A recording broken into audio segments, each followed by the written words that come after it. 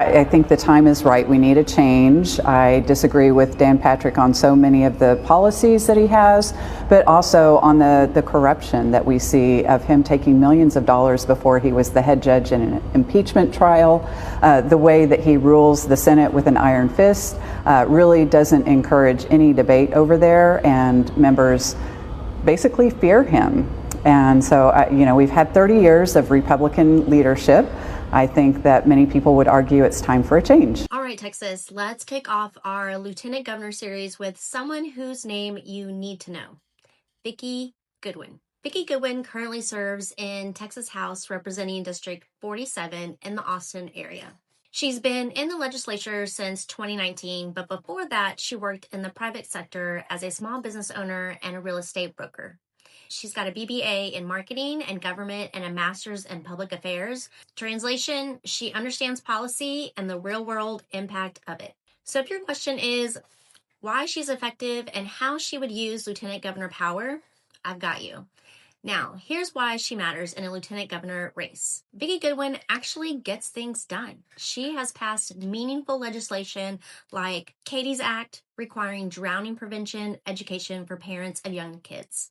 The Natalia Cox Act, making sure survivors have access to domestic violence resources. These aren't just symbolic bills. They save lives, protect families, and came out of real community needs. And that matters because the lieutenant governor basically controls which bills the Senate even hears. Giving that power to someone who has already delivered on safety, education, and family support, that's a big deal. Now here's what Goodwin consistently fights for. Strong public schools and fully funded education. She is anti-voucher and pro-teacher. Housing affordability, and not from a theoretical standpoint.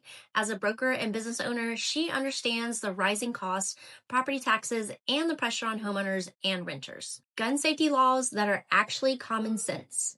Environmental responsibility, especially water infrastructure and clean energy. Also lowering costs for everyday Texans through homeowner protections and utility oversight. And of course, reproductive freedom. She's pro-choice and outspoken about defending women's autonomy. Her whole record shows someone who listens to her community, studies the issues, and builds legislation around real people, not corporations, not donors, and definitely not lobbyists. So what sets her apart?